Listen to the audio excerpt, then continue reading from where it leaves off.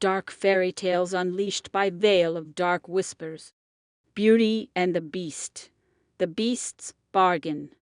In a forgotten corner of France, shrouded in eternal mist and hidden deep within a labyrinth of ancient forests, stood the cursed Château de Noival. Once a symbol of grandeur, the chateau had long since withered into a festering relic, its stone walls slick with moss, its spires twisted and writhing in agony. Locals spoke in hushed whispers of the curse upon the land, of the monstrous lord who haunted its halls, a being born from dark magic, blasphemy, and blood-drenched sin. The tale begins during a brutal famine, when Henry Vargan, a desperate merchant, sought refuge from a storm that howled like the chorus of banshees. Lightning tore through the sky, briefly illuminating the castle's silhouette, which loomed like a skeletal hand clawing at the heavens. Stumbling closer, Henry found the gates of the chateau creaking open, as though inviting him in. Inside, the grand hall was alive with decay.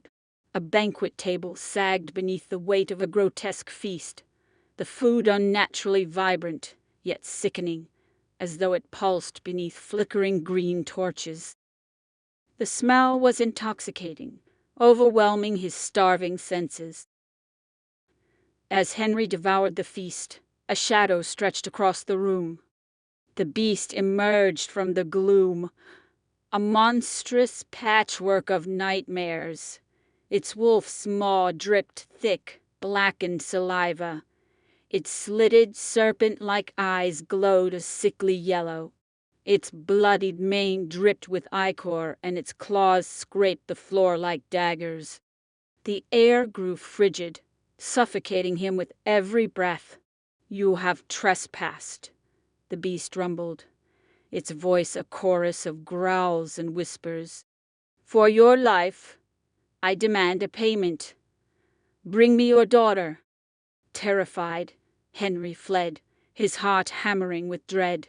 Yet when he reached home, riches awaited him, gold coins etched with unholy runes and jewels that pulsed as though they were living hearts. Guilt tore at him, but greed whispered louder.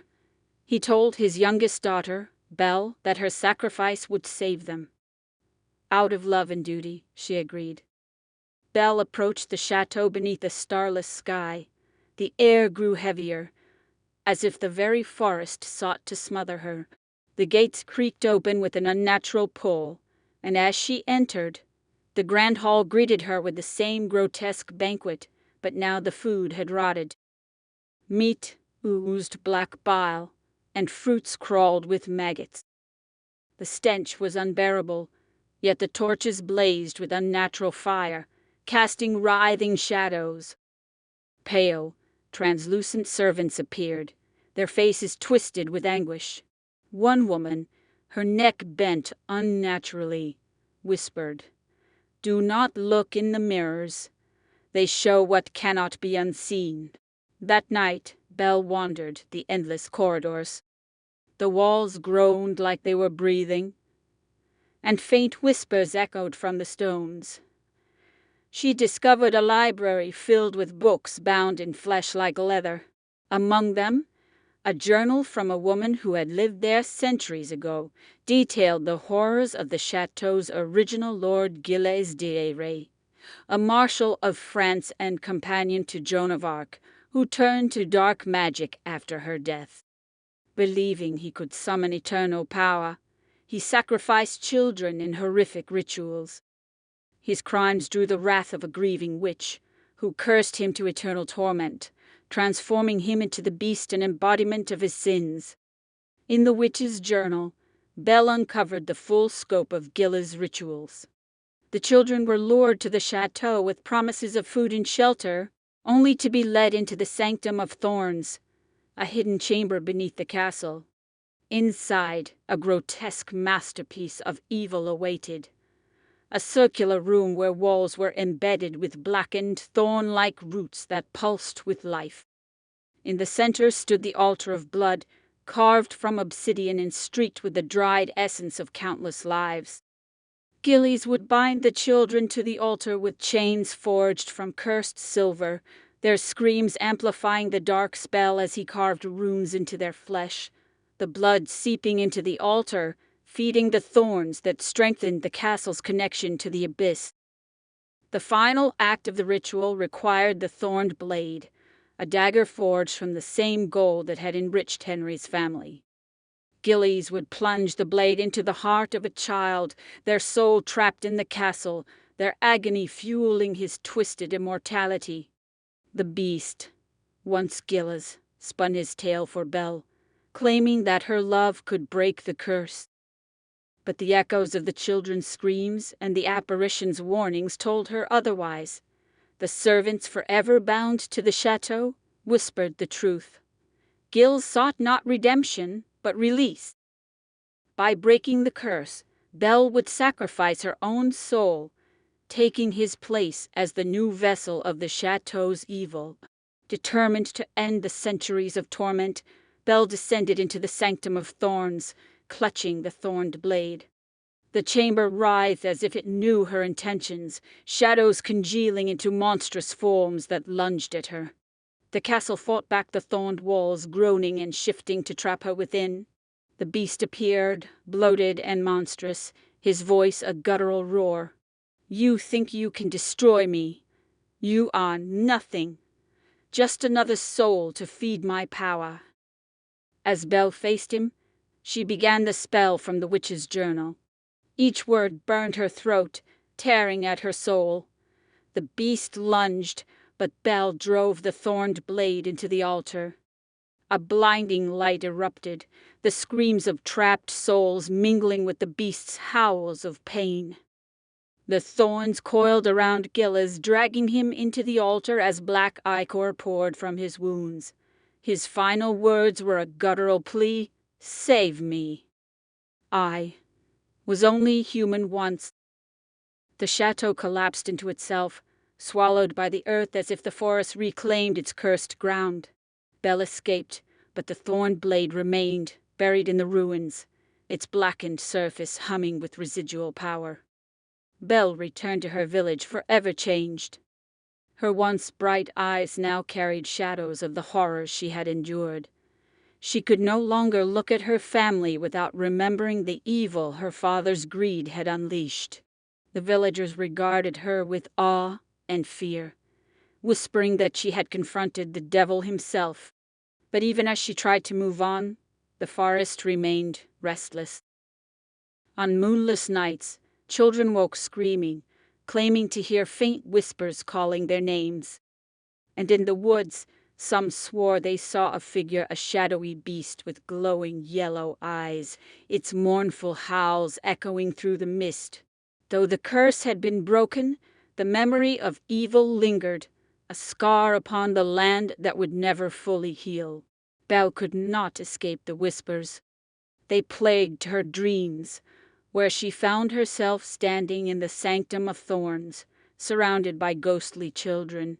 Their hollow eyes stared at her, their mouths frozen in silent screams.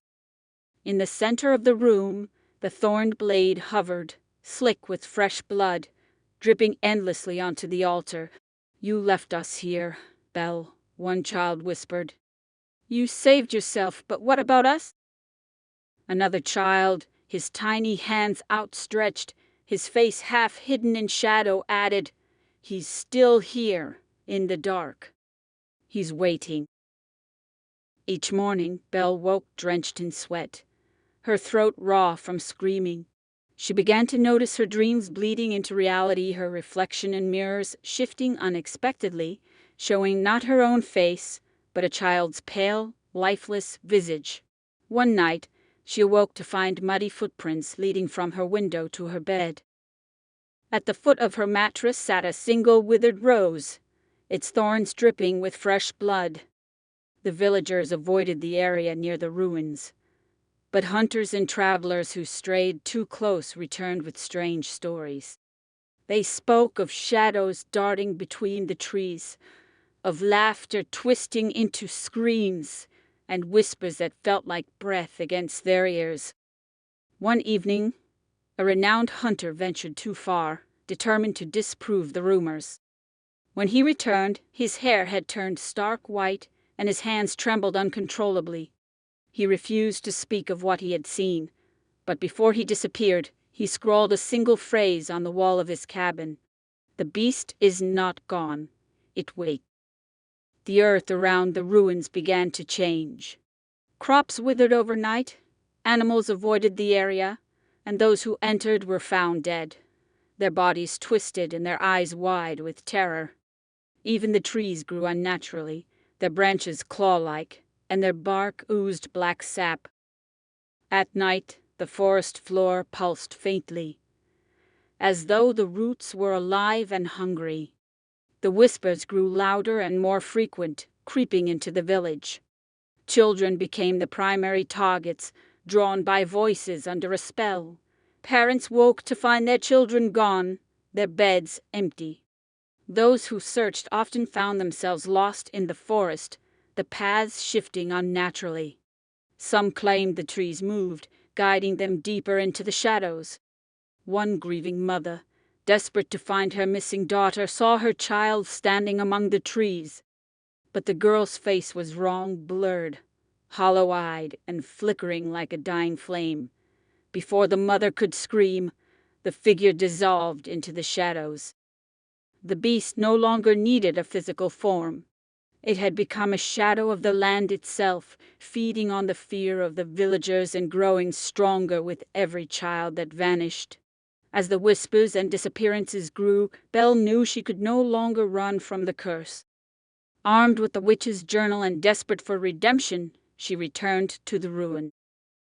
The forest seemed to welcome her, the trees parting as she approached the sunken chateau. The thorned blade pulsed, waiting for her, and the whispers swirled around her, mocking her resolve.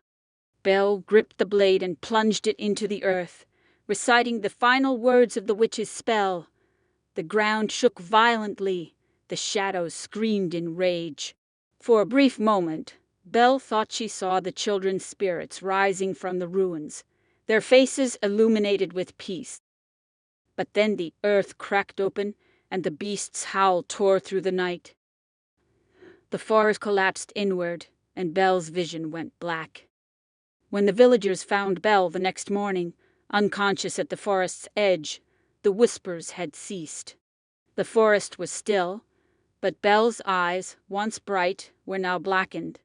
When she awoke, she could only say one thing: "He's not gone. He's waiting." The land seemed quiet, but the villagers knew better. The forest still pulsed faintly at night, and on moonless evenings the faint cries of children could still be heard. The beast was patient. It always was. Thank you so much for listening to today's tale on Vale of Dark Whispers. If you enjoyed the story, don't forget to like, comment, and subscribe to stay updated on future episodes filled with spine-chilling tales and eerie mysteries. Your support means the world to me. Until next time, keep the whispers close, and the darkness even closer.